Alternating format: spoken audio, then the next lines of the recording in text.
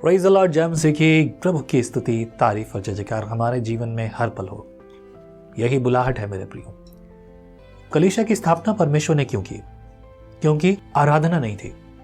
ये आराधना जो नहीं थी मनुष्यों के बीच में, इसीलिए परमेश्वर ने कलीसिया की स्थापना की। एक ऐसी कलीसिया, ऐसे बुलाए हुए और चुने हुए लोगों का झुंड जो उसको पहचाने, उसे धन्यवाद दें और उसके साथ संगति कर कर उसकी इच्छा के अनुसार चलें, उसकी आज्ञाओं को माने।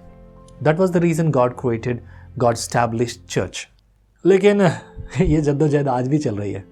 परमेश्वर बार बार पुकारता है, and he love the world. उसने पूरी दुनिया से प्रेम इसीलिए किया कि जो नाश हो रहे उन्हें बचाए। एक लंबी कहानी है, लंबा एक्सप्लेनेशन है मेरे पास, वाई गॉड, परमेश्वर ने ये क्यों किया। बहरहाल शुरुआत करेंगे आज हम न्यायों की पुस्तक, उसका 11वां अध्याय।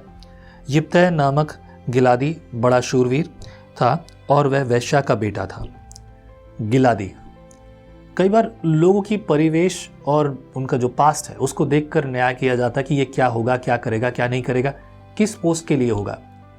यहाँ पर एक ऐसे व्यक्ति के बारे में बात हो रही है, यिप्तह गिलादी के बारे में बात हो रही है। हमने 10वें अध्याय में बहुत सारी चीज़ें पढ़ी हैं और आज 11वें अध्याय में पढ़ेंगे। यिप्तह नामक गिलादी बड़ा शूरवीर था और वह वेश्या का बेटा था, और गिलाद से यिप्तह उत्पन्न हुआ था। गिलाद की स्त्री के भी बेटे उत्पन्न हुए, और जब वे बड़े हो गए तब यिप्तह को यह कहकर निकाल दिया, तू तो पराई स्त्री का बेटा है, इस कारण हमारे पिता के घराने में कोई भाग न पाएगा। इतिहास गवाह ऐसी बहुत सारी कहानी भी बनी है, फिल्में भी बनी हैं, और ऐसा हुआ है जिसे किनारे कर दिया। अभी हम आगे पीछे हमने भी पढ़ा, अबीमेलेक ने क्या किया। उसने जो है अपने सौतेले मतलब अपने पिता के जो सौतेले जो भाई थे उसके 70 बेटों को मार डाला। 70 में से एक बचकर भाग गया था, लेकिन बाकी 69 को उसने पकड़कर मार डाला एक ही पत्थर पर, एक ही जगह। 69 मर्डर्स एट वन टाइम। और भी लोगों को मारा ही होगा, लेकिन वो ब्रदर्स की बात लिखा है वहाँ पर। वो सब बातें आपको पता है, वो भी इसी तरह से नाजायज़ औलाद थी। खैर आगे पढ़ेंगे। इस प्रकार से लिखा है 3 पद में, तब यिप्तह अपने भाइयों के पास से भागकर तोब देश में रहने लगा, और यिप्तह के पास लुच्चे मनुष्य इकट्ठे हो गए और उसके संग फिरने लगे, गलत लोगों के साथ, क्योंकि जहाँ कोई मिलेगा, जहाँ उसके मन का मिलेगा, वही उसके दोस्त हो जाएंगे। 4 पद, कुछ दिनों के बाद अम्मोनी इज़राइल से लड़ने लगे। जब अम्मोनी इज़राइल से लड़ते थे तब गिलाद के वृद्ध लोग यिप्तह को तोब देश से ले आने को गए, और यिप्तह से कहा, चलकर हमारा प्रधान हो जा कि हम अम्मोनियों से लड़ सकें। यिप्तह ने गिलाद के वृद्ध लोगों से कहा, क्या तुमने मुझसे बैर करके मुझे मेरे पिता के घर से निकाल न दिया था? फिर अब संकट में पड़कर मेरे पास क्यों आए हो? गिलाद के वृद्ध लोगों ने यिप्तह से कहा, इस कारण हम अब तेरी ओर फिरे हैं कि तू हमारे संग चलकर अम्मोनियों से लड़े, और तू हमारी ओर से गिलाद के सब निवासियों का प्रधान ठहरेगा। यिप्तह ने गिलाद के वृद्ध लोगों से पूछा, यदि तुम मुझे अम्मोनियों से लड़ने को फिर मेरे घर ले चलो और यहोवा उन्हें मेरे हाथ कर दे, तो क्या मैं तुम्हारा प्रधान ठहरूंगा? गिलाद के वृद्ध लोगों ने यिप्तह से कहा, निश्चय हम तेरी इस बात के अनुसार करेंगे, यहोवा हमारे और तेरे बीच में इन वचनों का सुनने वाला है। तब यिप्तह गिलाद के वृद्ध लोगों के संग चला, और लोगों ने उसको अपने ऊपर मुखिया और प्रधान ठहराया, और यिप्तह ने अपनी सब बातें मिस्पा में यहोवा के सम्मुख कह सुनाई। यहाँ पर ये बातें हो रही हैं, पर अच्छी बात लग रही है कि यिप्तह जो है वो यहोवा पे भरोसा करता है और यहोवा की बात को मानता है, और यहोवा के सामने अपने आप को जो है एक अच्छा व्यक्तित्व के रूप में प्रस्तुत करता है, जो बहुत ज़रूरी है। 12 पद, तब यिप्तह ने अम्मोनियों के राजा के पास दूतों से यह कहला भेजा, तुझे मुझसे क्या काम कि तू मेरे देश में लड़ने आया है? अम्मोनियों के राजा ने यिप्तह के दूतों से कहा, कारण यह है कि जब इज़राइली मिस्र से आए तब आर्नोन से यबोक और यरदन तक जो मेरा देश था उसको उन्होंने छीन लिया, इसलिए अब उसको बिना झगड़े किए फेर दें।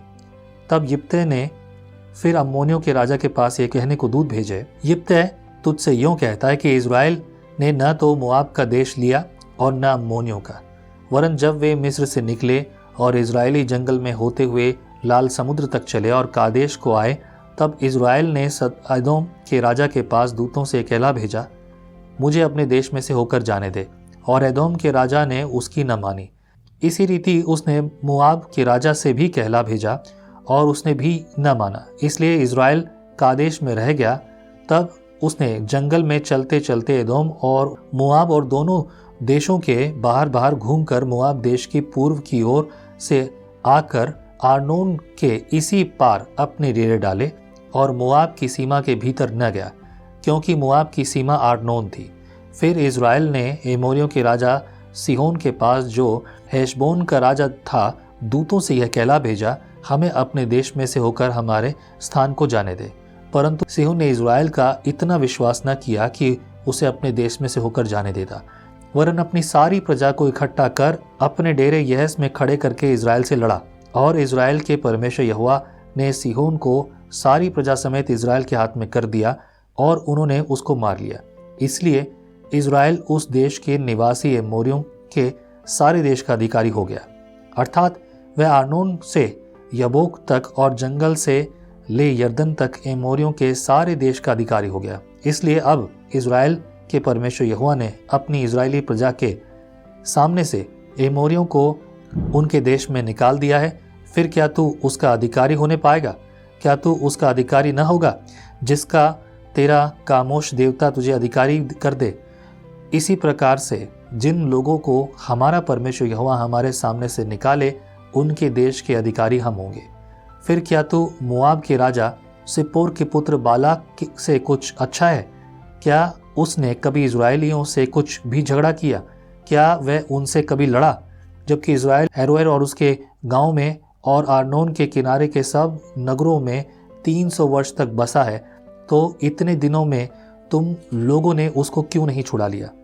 मैंने तेरा अपराध नहीं किया, तू ही मुझे युद्ध छेड़कर बुरा व्यवहार करता है। इसलिए यहोवा जो न्यायी है, वह इज़राइलियों और अम्मोनियों के बीच में आज न्याय करे। तो भी अम्मोनियों के राजा ने यिप्तह की ये बातें न मानी जिनको उसने कहला भेजा था। मैंने अभी तक आपके सामने इतनी सारी बात पढ़ी। यिप्तह की खास बात समझ में आ रही है? यिप्तह was not actually born rightly, क्योंकि वो एक वैश्या के द्वारा जन्मा था, एक ऐसी स्त्री जिसका कोई मान नहीं है, और उस स्त्री से जो जन्मा उसकी इज्जत भी नहीं है, और इसीलिए उसके परिवार ने, सब लोगों ने उसे नकार दिया, हटा दिया। पर देखो, यहोवा हर एक का आदर करता है। There are lot of people, they don't accept that they are in sin, वो पाप को स्वीकार नहीं करते। बट देयर आर पीपल जो अपने आप को नम्रता दीनता से रखते हैं, दे गॉट ब्लेस्ड, वो आशीष पाते हैं। यहोवा ने यहाँ पर इसके जीवन में ये काम किया और उसने आशीष पाई। भली बात क्या है, इजरायलियों में से बहुत गिने चुने लोग हैं जो कि अब वो इतिहास याद करते हैं जिसके बारे में बात कर रहे हैं। यिप्तह का चरित्र देख रहे हैं आप। यिप्तह अपना चरित्र में उस सारे इतिहास को जो कि यहोवा ने उनके लिए किया था वो बता रहा है। नॉर्मली चिन्ह चमत्कार सबको याद आते हैं, but this history specially about कि क्यों ऐसा हुआ था, क्या हुआ था ऐसा, किस वजह से हम निकले थे, किस वजह से लड़े थे, किस वजह से हम जीते थे, किसको हराया था, ये सारी डिटेल के साथ वो बोल रहा है। पर घमंड विनाश काले विपरीत बुद्धि, या घमंड और अपना अभिमान और ये सब बातों के कारण, क्योंकि उसको लगता था कि वो इजरायलियों को पकड़कर मार डालेगा, उनको उनके ऊपर विजय प्राप्त करेगा। ये पुरानी दुश्मनी कभी किसी को कहीं नहीं ले जाती मेरे प्रियो। और यहाँ पर उसने अपना मन नहीं फिराया, उसको ये बात पसंद नहीं आई, वो ये मानना ही नहीं चाहता, वो बस उसने ठान लिया कि वो लड़ेगा। 29 पद में लिखा है, तब यहोवा का आत्मा यिप्तह में समा गया और वह गिलाद और मनशे से होकर गिलाद के मिस्पे में आया और गिलाद के मिस्पे से होकर अम्मोनियों की ओर चला। और यिप्तह ने यह कहकर यहोवा की मन्नत मानी, यदि तू निसंदेह अम्मोनियों को मेरे हाथ में कर दे, तो जब मैं कुशल के साथ अम्मोनियों के पास से लौट आऊं, तब जो कोई मेरे भेंट के लिए मेरे घर के द्वार से निकले वह यहोवा का ठहरेगा और मैं उसे होम बलि करके चढ़ाऊंगा। तब यिप्तह अम्मोनियों से लड़ने को उनकी ओर गया और यहोवा ने उनको उनके हाथ में कर दिया, और वे अरोएर से ले मिन्नी तक जो 20 नगर हैं, वरन आबेल करामीम तक जीते जीते उन्हें बहुत बड़ी मार से मारता गया, और अम्मोनी इज़राइल से हार गए।